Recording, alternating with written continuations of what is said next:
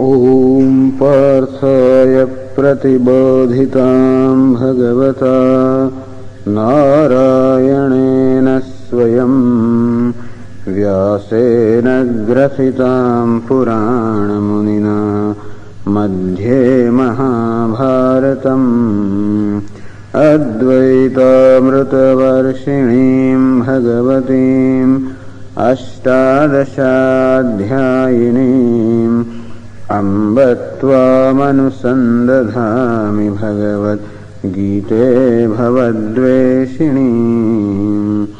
नमोऽस्तु ते व्यासविशालबुद्धे फुल्लारविन्दायतपत्रनेत्र येन त्वया भारततैलपूर्णः प्रज्वालितो ज्ञानमयः प्रदीपः प्रपन्नपारिजाताय स्तोत्रवेत्रैकपाणये ज्ञानमुद्राय कृष्णाय गीतामृतदुहे नमः। सर्वोपनिषदो गावः दोग्धा गोपालनन्दनः पार्थो वत्सः सुधीर्भोक्ता दुग्धं गीतामृतं महत्। वसुदेवसुतं देवं कंसचाणूरमर्दनं देवकी परमानन्दं कृष्णं वन्दे जगद्गुरुम्। भीष्मद्रोणतटा जयद्रथजला गान्धारनीलोत्पला शल्यग्राहवती कृपेण वहनी कर्णेन वेलाकुला।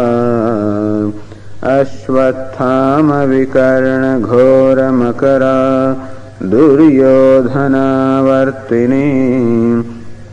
सोत्तीर्णा खलु पाण्डवैरणनदी कैवर्तकः केशवः। पाराशर्यवचः सरोजममलं गीतार्थगन्धोत्कटम् नानाख्यानककेसरं हरिकथा सम्बोधनबोधितम्। लोके सज्जनषट्पदैरहरहः पेपीयमानं मुदा भूयाद्भारतपङ्कजं कलिमल प्रध्वंसिन श्रेयसे। मूकं करोति वाचालं पङ्गुं लङ्घयते गिरिं यत्कृपातमहं वन्दे परमानन्दमाधवम्। यं ब्रह्मा वरुणेन्द्ररुद्रमरुतः स्तुन्वन्ति दिव्यैस्तवैः वेदैः साङ्गपदक्रमोपनिषदैः गायन्ति यं सामगाः। ध्यानावस्थिततद्गतेन मनसा पश्यन्ति यं योगिनः यस्यान्तन्न विदुःसुरासुरगणाः देवाय तस्मै नमः।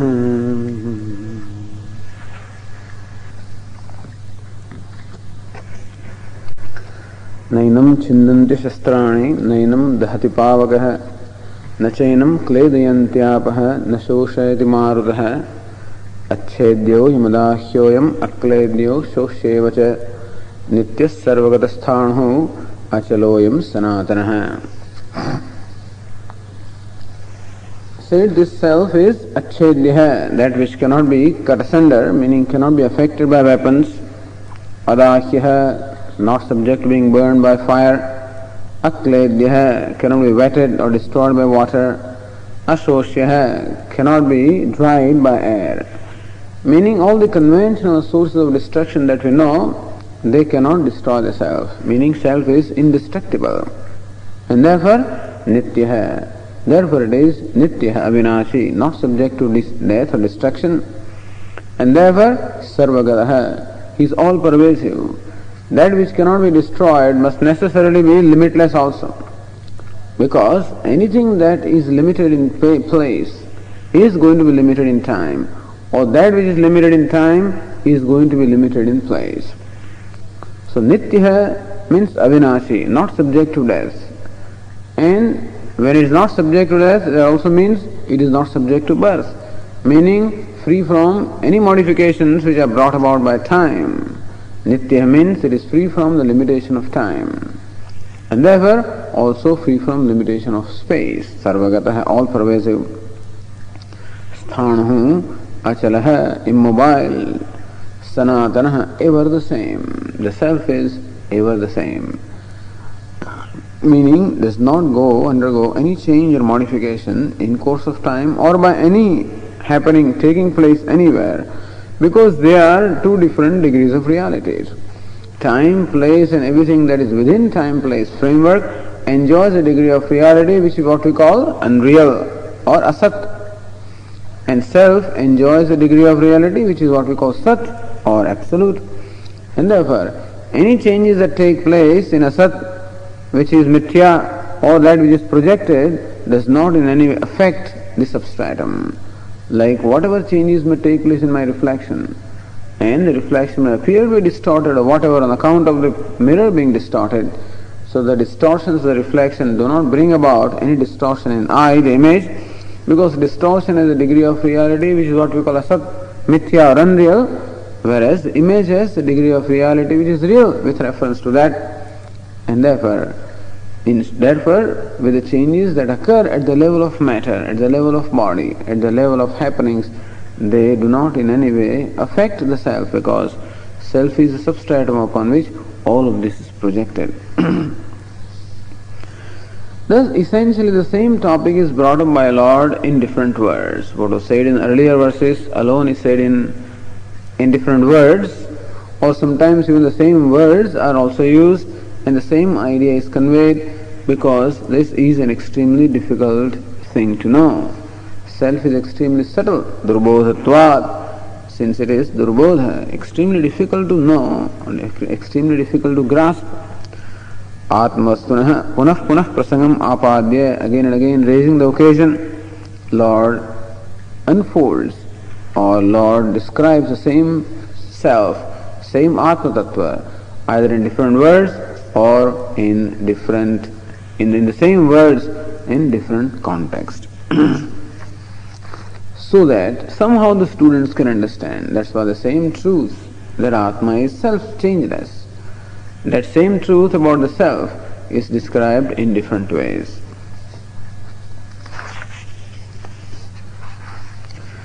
And therefore, yet the verse 25 gives yet another reason also why the self is changeless. Avyaktoyam, achintyoyam, avikaryoyam uchyate, tasmad evam viditvenam nanu shochitum arhasi. So avyaktoyam, ayam atma avyaktaha, the self is unmanifest. What is meant by manifest? Manifest is that which can be objectified by the senses. So that which can be objectified by the organs of perception is called vyakta or manifest. Atma, the self, is avyaktaha, unmanifest, because cannot be perceived, cannot be objectified by the sense perception. Simply because self is that which is behind the sense perceptions. So he is even the very content, the truth of the perceiver. So perceiver cannot be perceived by the sense perceptions. Like my eyes cannot be seen by a telescope. Telescope is something that is directed outward and cannot see what is behind it. A telescope cannot see the eyes, and so also eyes cannot see the self, who is the witness of the eyes, witness of the sense of perception. And therefore, self being the very subject cannot be objectified by the organs of perception. Ashabdam, asparsham, arupam, avyayam, tatharasam, nityam gandhavachyat, as Kathopanishad says. Asparsham, ashabdam, that which is ashabdam, doesn't have sound, meaning that which cannot be heard. Asparsham, which cannot be touched. Arupam, cannot be seen. and so a rasam which cannot be tasted. Meaning the self is that which cannot become the object of perception by the sense perceptions. Therefore it's called avyakta. Avyakta means unmanifest in that sense. Not unmanifest in the sense of unknown. Unmanifest in the sense of that which cannot become the object of perception. There is something that is unmanifest which is unknown, not yet manifest. Self is very much manifest in as much as it is self-effulgent. Atma, the self, is ever shining, self-effulgent. However, it cannot be perceived or objectified by the organs of perception. So avyakta here means self cannot be objectified by the organs of perception. You can't hope to see the self, or hear it, or touch it, or taste it, or smell it. And that being the case, achintya cannot even become the object of thought, cannot be visualized by the mind or cannot be inferred by the mind. It cannot be perceived, cannot become the object of perception, nor can it become an object of inference. You can infer something based on some perception. The standard example is that you see the smoke there on the hillock and you infer there must be fire, because wherever the smoke is, fire must be. So even though the fire is not perceived, you can infer the presence of fire. And that's how smoke becomes an evidence for us to gain the knowledge of fire. But similarly, Atma is not connected with anything by way of cause and effect or in any other way which can lead us to the inference of the self. That's the reason why you can always reject the existence of God. You can reject the existence of the self for the simple reason that there is no perception, there is no evidence in the conventional sense. Usually people accept those things which are evident, which can be shown or demonstrated or proven. In that sense, self or God cannot become object of evidence. You can't demonstrate.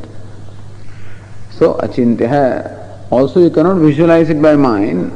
What cannot be perceived cannot be visualized also. Because whatever you can visualize the mind is always going to have relevance to what you have perceived.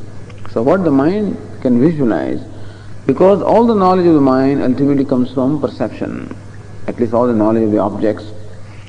Avyaktaha, achintyaha, cannot be objectified by the sense organs, cannot be objectified by the mind, and therefore avikaryo muchyate. And therefore is avikarya, is again free from modifications or changeless, meaning it cannot undergo any change with reference to time or whatever. This is the nature of the self. This being the case, tasmad, this being the case, evam viditva, knowing the self as such, not the way you know it right now. So Lord Krishna is saying to Arjuna, you know the self today, yourself as Arjuna, as a human being, as a relative, as so and so. You know today yourself as an individual being. And definitely, therefore, your grief is justified. So this question that the Lord Krishna is first addressing is this question of grief. That Arjuna is grieving, and a grieving disciple has submitted himself to the teacher, and so the first thing that the teacher has to do is to remove the grief. But then, not a symptomatic removal, but then a fundamental method of removal of the grief is being pointed out here, that even if the grief is removed by changing certain situations, it will only come back again in a different situation. And therefore you must remove the fundamental cause. And what is the cause of grief? Ignorance. Ignorance of the self, when the self is not known to be what it is and is known wrongly. So when the self is known as an individual being, known as a body, known as such and such, definitely there is going to be grief, because there is going to be gain and loss, success and failure, agreeable, disagreeable, honor, dishonor. All these pairs of opposites will be there for an individual. But then individuality is something that is superimposed upon the self. Individuality is not the nature of the self. It is by superimposing this mind, intellect, body, superimposing the attributes of this body, mind, intellect upon the self, that the sense of individuality is arisen, and that is the cause of grief. Tasmad, therefore, evam viditva enam enam atmanam evam viditva yathoktena prakarena viditva. Knowing the self as just stated, that it is nitya, sarvagataha, sthānuhu, achalaha, sanatanaha, avyaktaha, achintyaha. In this manner, knowing the self, na anushochitum arhasi. Lord Krishna started this asocyan anvachochastvam.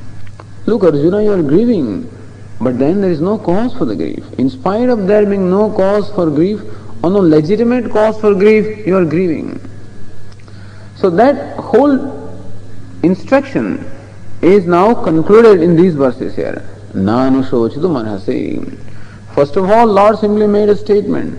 There is no reason for you to grieve. But that is not enough. In all these verses, reasons are given by the Lord as to why there is no cause for anyone to grieve.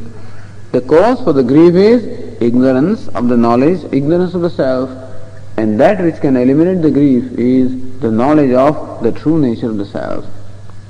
Evam avyaktaha, achintyaha, nityaha, sarvagataha.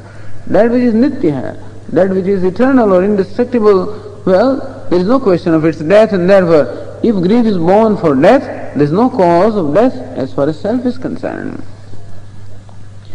If grief is born because of pain, well, pain also cannot touch it because it is free from any modification. It is changeless. Who can suffer pain and pleasure? That experiencer suffers the pleasure and pain. An experiencer is the one who is subject to constant modification. As the experience changes, the experiencer also changes sympathetically. And so experiencer or bhokta is the one who is necessarily subject to change. When it is said that the self is not subject to change, meaning that self cannot be an experiencer, in which case all such experiences as pleasure and pain or honor and dishonor, they do not in any way influence the self at all. And therefore also there is no cause for grief. Are you grieving because something happens to the body? Well, all the weapons and so the cause of destructions, they can all affect the body, they cannot affect the self. And therefore, whatever be the causes of grief or sadness or sorrow, none of these causes are applicable when the self is known as changeless, is known as eternal, is known as free from limitations of time and place, is known as immovable, all-pervasive. And when here, Arjuna, when you know the self as such, anushochitam arhasi, knowing the self as such, it is not proper for you to grieve. Right now it is proper for you to grieve because you do not know. But when you know the self as such, it would not be proper for you to grieve, meaning there will be no reason for you to grieve.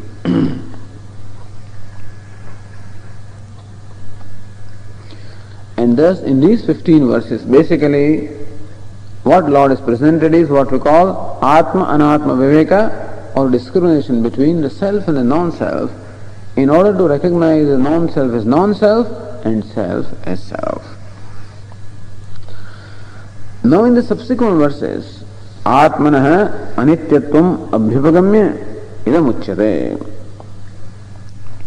Suppose there is a difficulty at this time on the part of Arjuna to accept this teaching that I or the self is eternal, is changeless, is all-pervasive, is devoid of the sense of doership and joyership. Suppose there is a difficulty in you to accept this teaching. All right. Suppose you say that the self is subject to birth and death. Suppose self is not nitya. All these verses say that the Atma is nitya, changeless or indestructible. Suppose you accept the Atma or the self as destructible. Atmanah anityatvam abhipagamya. All right. Just for the sake of argument, we accept your standpoint. The self is subject to death and birth. Even then, accepting that standpoint just for the sake of argument, it is verse 26 says, Atha chainam nityajatam nityam va manyase mritam tathapitvam mahabaho naivam shochitum arhasi. Atha cha, in case, accepting for the sake of argument, enam nityajatam nityam va manyase mritam. Enam atmanam manyase. If you believe there is Atma or the self is nityajatam, constantly being born or born as a rule. And that is what people commonly believe. In fact, when a body is born, commonly we say that the self is born. And similarly also when the body dies, we say that the self is dead. So usually what common people do is that the birth of this body is invariably assumed to be the birth of the self, and death of the body is taken to be the death of the self. Suppose we accept that, the common standpoint. Tathapitvam mahabaho naivam shochitum arhasi. Even then, there is no reason why you should grieve, because it's a fact. Janmavataha janma, nashavataha nashaha. So that which is subject to birth will be born. What can you do about it? And that which is subject to death will die. So if death is the cause for your grief, death is a fact of life. And a fact of life should not become the cause of grief. As we say, the sun will rise in the morning and he will set in the evening. And so that which is subject to rise will rise, and that whose nature is to set will set. And it is better that we understand that fact, accept it, and adjust our life accordingly. If you expect that the sun should shine for all the 24 hours, well, it is not going to happen. So if you plan your life in such a manner as to expect the sun to be shining for all the 24 hours, well, your plans are not going to be successful. Or you wish that the sun should not rise at all for whatever reasons, personal, Some people I hope the sun does not rise. That's what King Dasharatha said, when his wife Kaikeyi extracted from him the promise that next morning Rama should go to the forest. Then Dasharatha prayed to the deity of night, O deity of night, be pleased that you remain forever, that the dawn does not come, So there are sometimes reasons we may wish that dawn does not come, the sun does not rise, but then it is not going to work, because if the sun, it is nature of sun to rise, it will rise. It is nature of sun to set, it will set. And thus it's a fact of life. All Lord is saying is, even if you accept that the Atma is being born and Atma is dying, even then also it is a fact, and therefore accepting that fact of life, there is no cause for you to grieve.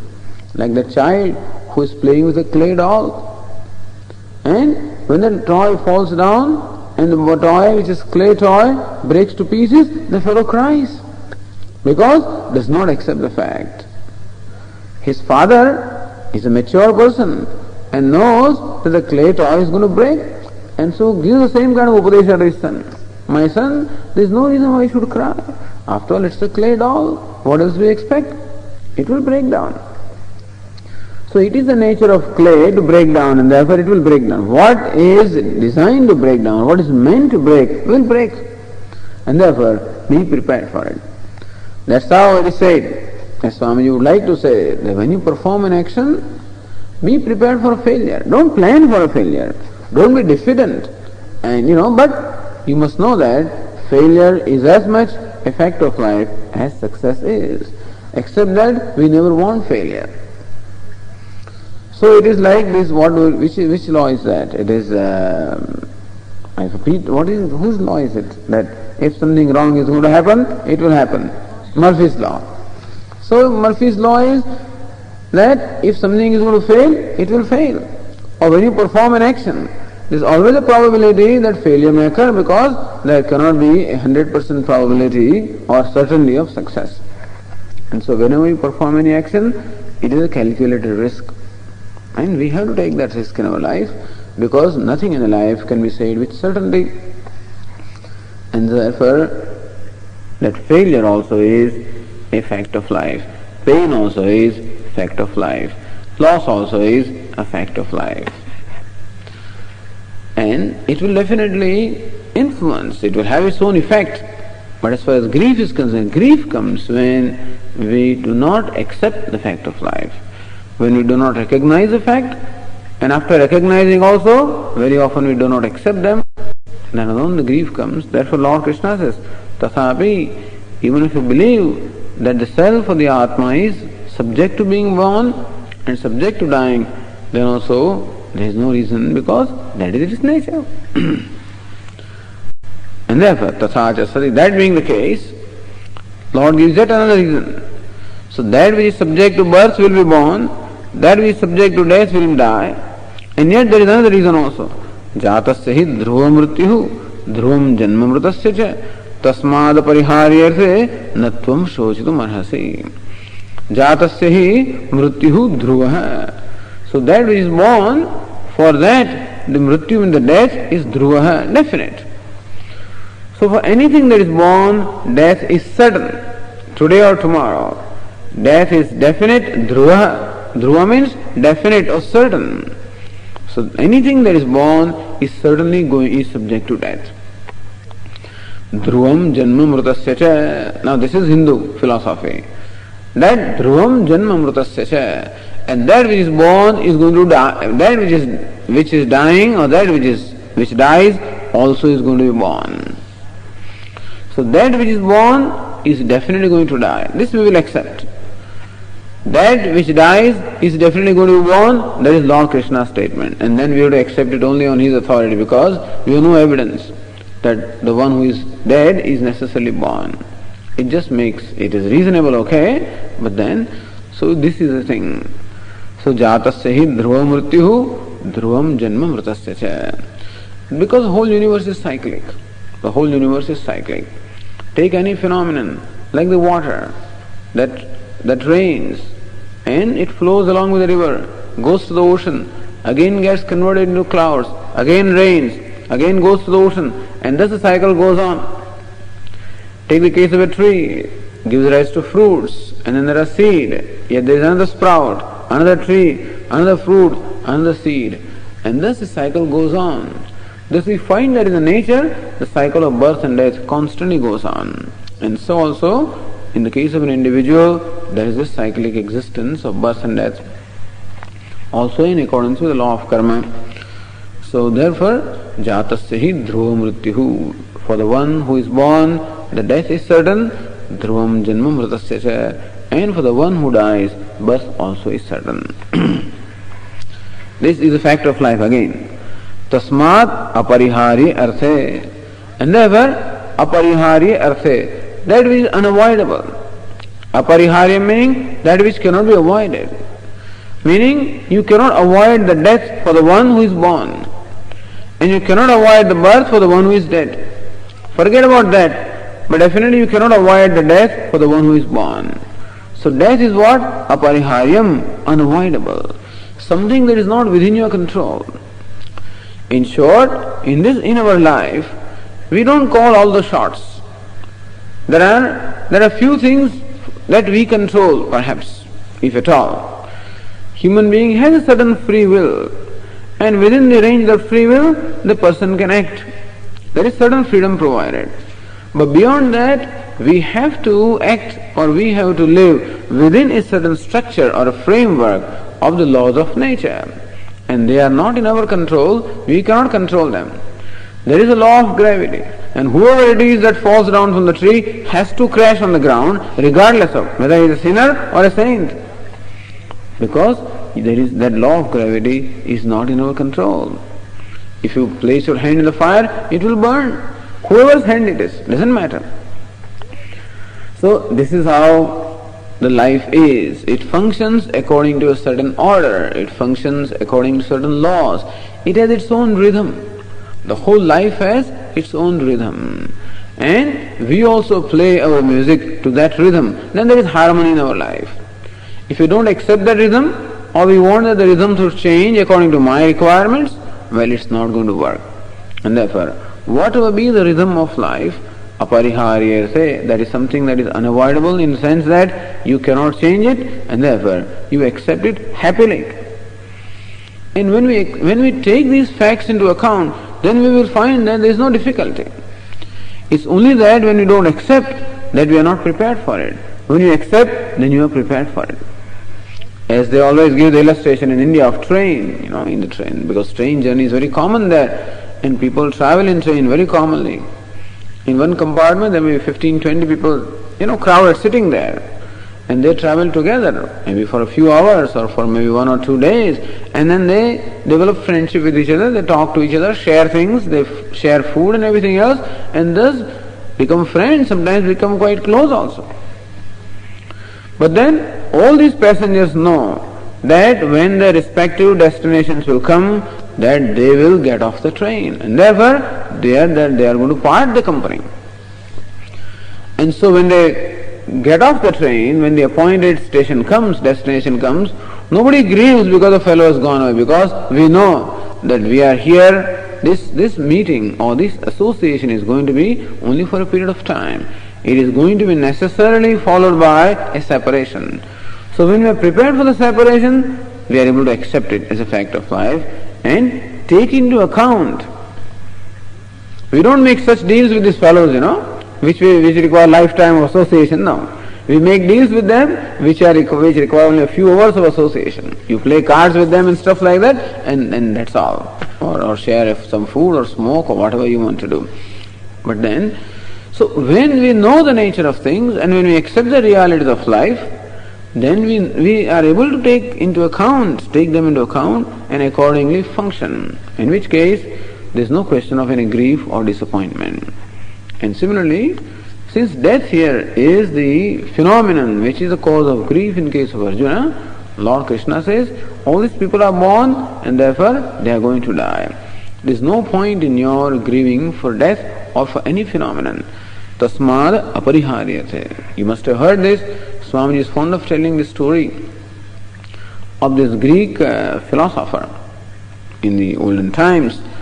It seems that this man's family, his wife and children, as well as all his belongings, all of them were being transported by ship. He himself had already reached the destination, and all these people were following him from some other place, and they were all traveling by ship in the ocean. And the whole travel would have taken a few weeks perhaps. So this man is here, and he is waiting for them. One day all of a sudden, a messenger comes, knocks at the door, and this man opens, and that messenger is very excited and has to say something. He can't contain himself, and he bursts with this news. Sir, your ship has sunk. Says, what? Your ship has sunk. So what? Sir, all your belongings, they are all gone. Everything has gone into water. Nothing can be recovered. Says, what? Yes, sir, you have lost everything. You have nothing left with you. So what? Sir, your wife and children also, they are also drowned. What? Sir, your wife and children are also drowned. So what? Now, this what is a reaction that I cannot accept that fact momentarily. But he must have been an extremely mature man, of course. And therefore, within a few seconds, he is able to understand that fact, accept it, and digest it all, assimilate it also. So when he says, so what? That shows assimilation of the fact of life. So what and so what? In case of that man who was highly mature, it perhaps took a few seconds. For someone it may take a few days, few weeks, few months, few years, or a few lifetimes also. The distance between what and so what is the distance between immaturity and maturity. But apariharya, what can you do about it? It doesn't mean that the man is heartless, that is insensitive, that does not feel the loss of his belongings of his wife or children. It's not that. But then, as far as the fact is concerned, he is able to accept the fact because he cannot change. Apariharya arthe, that which you cannot change, that over which you have no control. Well, you may as well accept it as a fact of life. And so, that's why Radi also said, Tam stitikshasva bharata. Hey Arjuna, whenever you come in contact with the world, you are going to pass through a variety of experiences. And definitely the experiences are either going to be pleasant or painful. There is comfort or discomfort, there is pleasure or pain, there is honor or dishonor, happiness or unhappiness, the experiences will be one of these. So these experiences will keep on greeting you constantly. That is the nature of life. There is nothing you can do about it, regardless of who you are. When you go out in the world, and when your sense organs contact the sense objects, definitely a contact takes place, an experience takes place, and it will fall in one of these categories.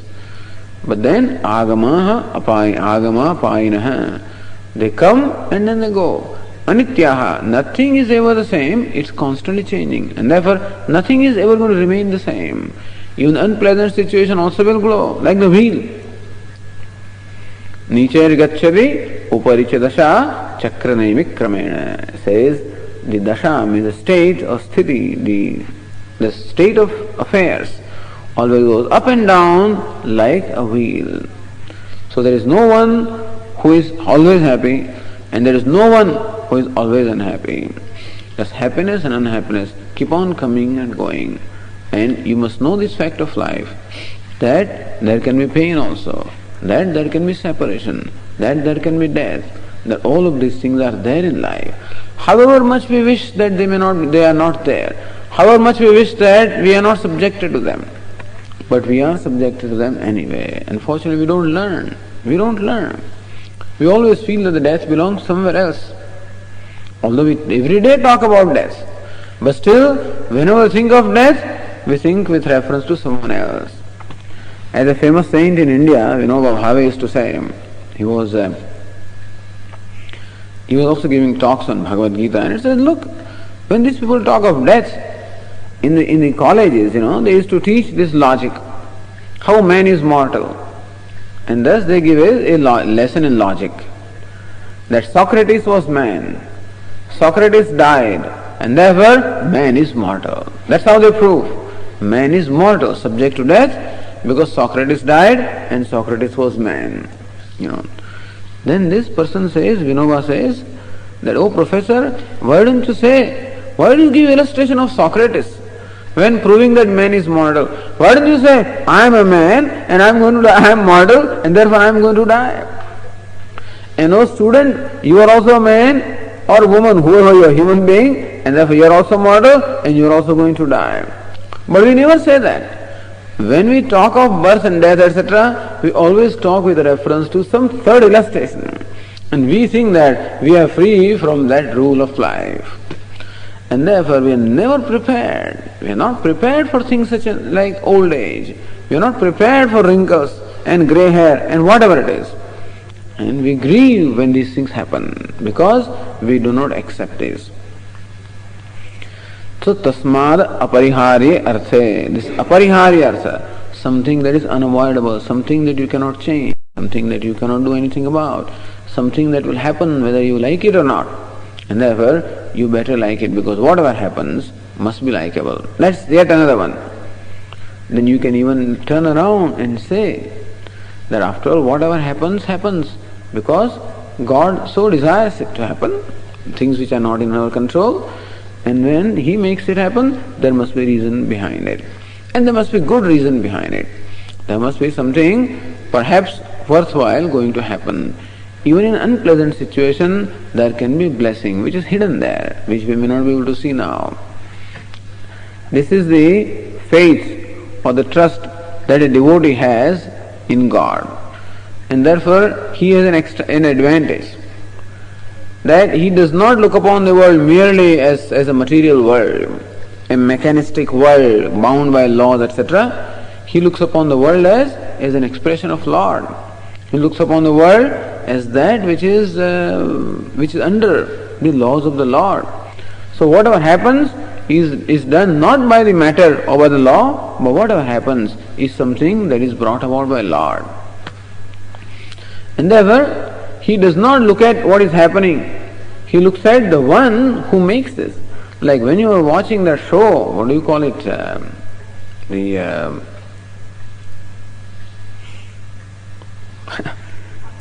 The puppet show, So you're looking at the puppet, all right, but there is someone who is pulling those strings. He is more important. So all these things are like puppets, but there is someone who is actually pulling the string. He is God. And so look at Him. rather than merely focusing your attention on. You will see the puppets also, but don't forget there is someone behind them also. So also look at the life, no doubt. But don't forget also that behind all these happenings in the life, there is someone. And that someone is God, who is pulling the strings. I don't pull the strings, He pulls the strings. I don't call the shots, He calls the shots. And so, as they say, if you don't win them, join them. And similarly also, you join Him. So you join the Lord. This is the idea. That would be a devotee's way of looking at it. And so I give him the responsibility and the moderation of whatever is to happen. That's what is said. Karmanyevadikaraste ma phaleshu kadachana. I am the one who gives the results of the action. That means I am the one who actually creates, these situations in accordance with the result of the actions. And therefore, we join him in whatever happens. If it is pleasant, pleasant. Unpleasant, that also is pleasant, because it comes from him. So this is all prasada buddhi. Ultimately we will find here, prasada buddhi means you don't look at what is given to you, but you look at the one who gives to you. And so, what is given to you may be bitter, all right, but the one who gives to you is sweet. And therefore you accept that even in the bitter thing that comes to you, there must be some reason behind it. There must be some benefit involved there, some good must be there.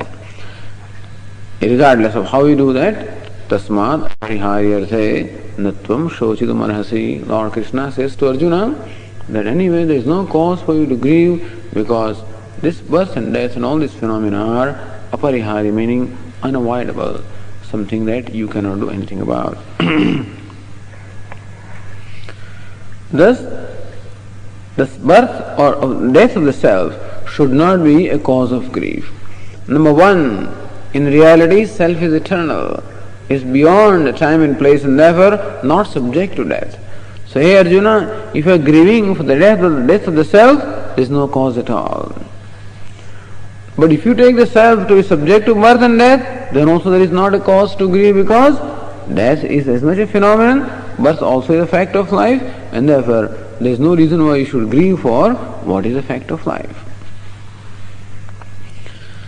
Thus in these verses, Lord Krishna showed how self cannot become the cause of grief in any way. Now somebody says, okay, I am not grieving or sorry about Atma, but how about this body? When it dies, definitely it perishes. Shouldn't that become the cause of my grief? कार्य करण संघात आत्मकानि अपि भूतानि उद्दिश्य शोको युक्तः कर्तुम. Okay, Arjuna, are you grieving for this karya karana sanghata?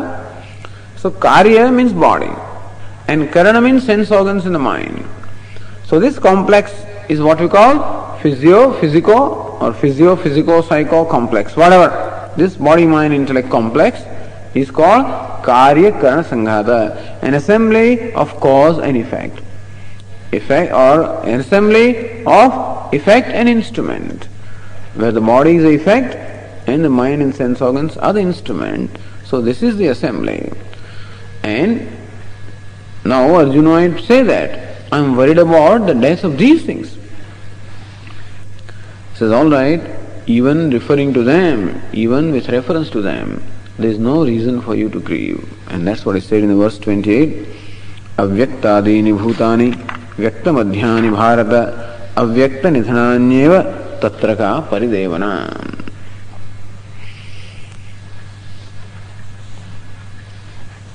This bhutani means these beings. Who are these beings?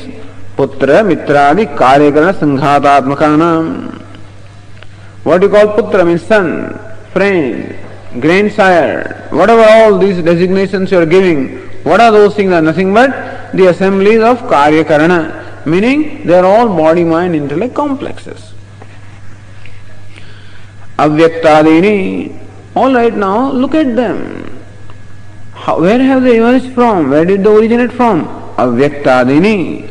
All of them came from unmanifest, meaning before the birth, all these assemblies or all these complexes, which we call the body-mind intellect, that came from before its birth it was unmanifest. And therefore, unmanifest is the cause or the beginning of these complexes. Vyakta madhyani bharata avyakta nidhanani. And when nidhanam or the death takes place, again that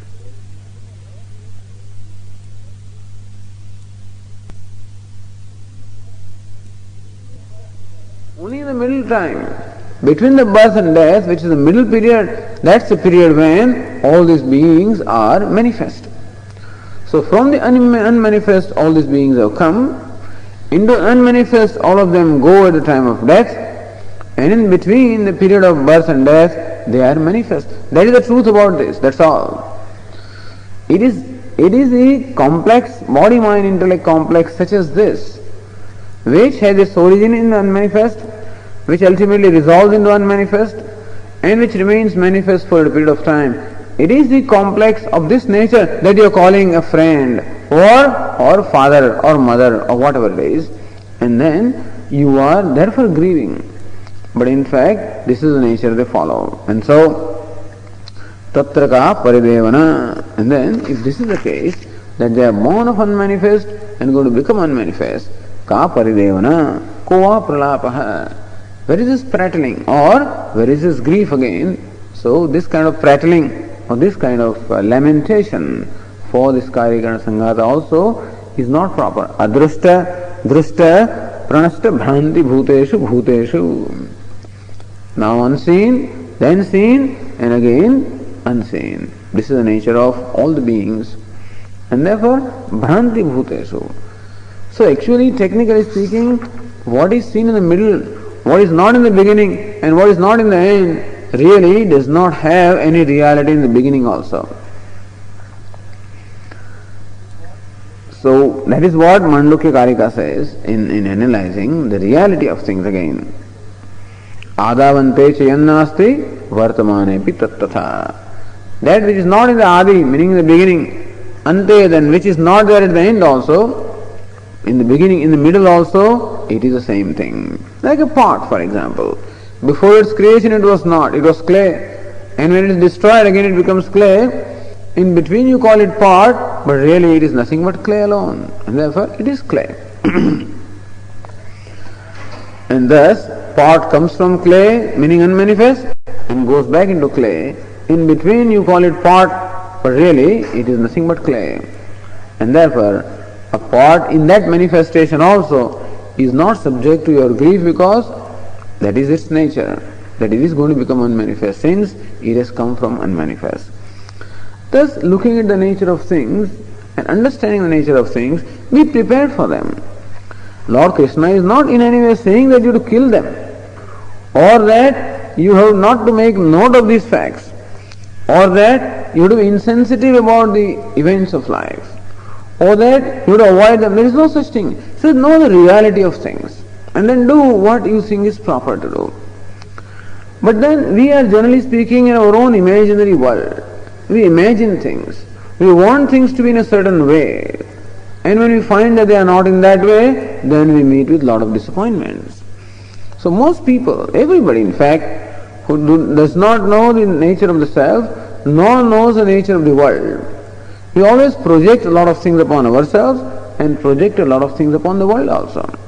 First projection takes place upon the self, and therefore I have a distorted view about my own self, and therefore I have a distorted view about the world also. And therefore everyone lives in what we call a subjective reality. We do not really live in this objective reality as it obtains. We apparently live in an objective reality, but then each one of us projects our own views upon the things. And therefore, on account of these likes and dislikes in our mind, we do not really contact the world as it is. We contact a world of our own imagination, and therefore we live in our own imaginary world. Everyone. Since everyone is the same, we don't send them to asylum. It becomes a great asylum. Schizophrenic they call it, because they live in their private world. Everyone lives in a private world. But we brand the fellow as schizophrenic when he is in yet another private world, that's all. Perhaps. But everyone lives in a private world because we have our own fancies, our own attachments, aversions, attractions and whatnot. And therefore, we look upon things in our own personal way. Therefore, I am attracted by something and I have an aversion for something else. If that thing inherently has something attractive about it, then everyone should be attracted there. That's not the case. Where one fellow is attracted, somebody else has an aversion for that very same thing, and for which I have an aversion, someone else has an attraction. That shows that all this attraction and aversion, all of them, are nothing but projections of my own mind. It may be difficult for us to accept it, but that's a fact.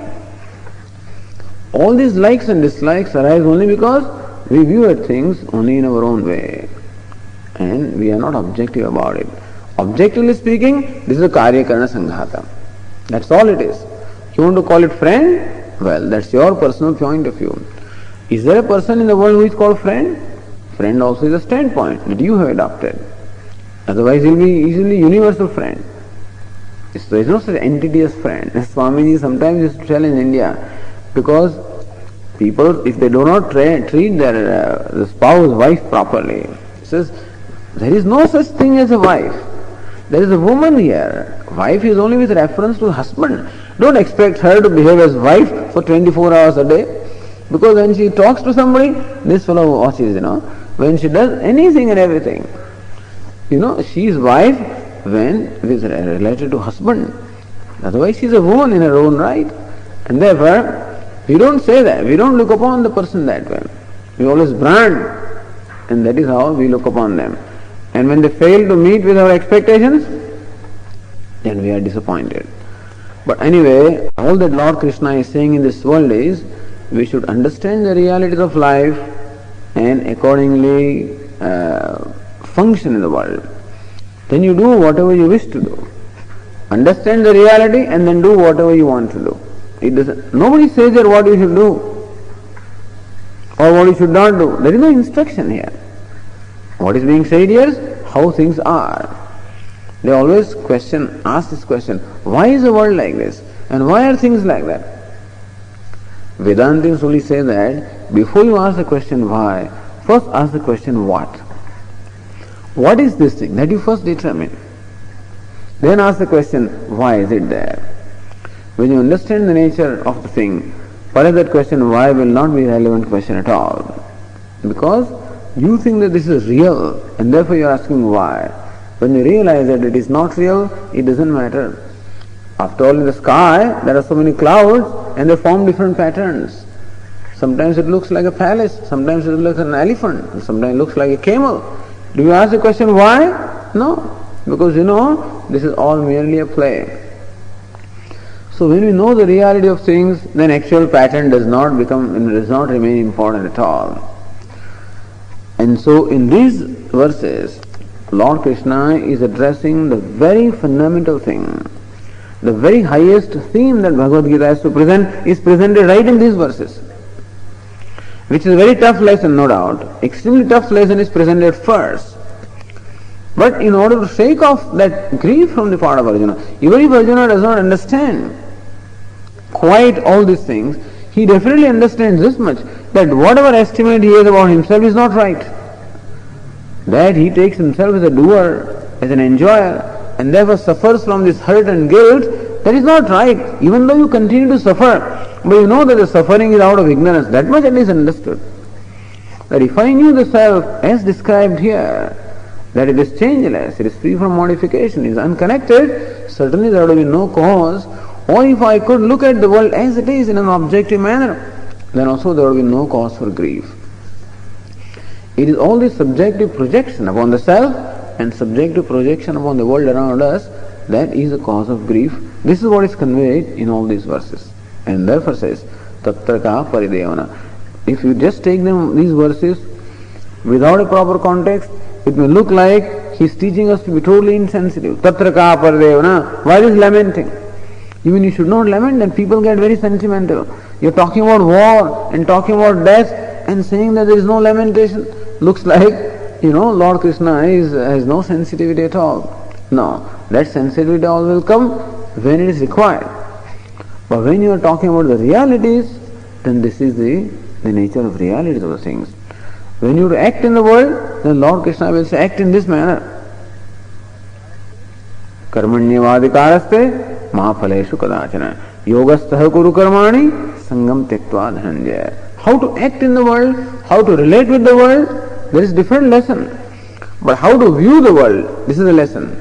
And how to relate with the world, if this view is not there as yet, and you have a certain view as you have right now, then how to relate to the world, that lesson will immediately follow. But first is he has given the lesson of what is the vision of life, or how to view, understand the nature of realities. And that's all Lord Krishna is teaching here.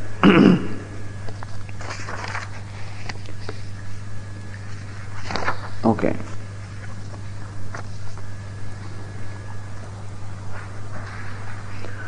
Om Purnamadah Purnamidam Purnat Purnamudachyate Purnasya Purnamadaya Purnameva Vasishyate. Om Shanti Shanti Shanti.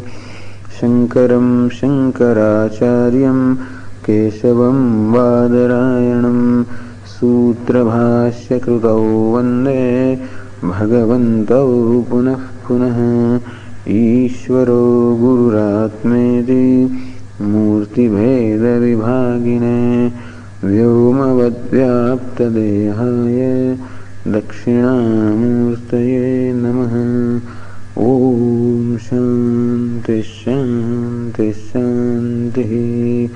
Hari Om Shri Gurubhyo Namaha. Hari Om.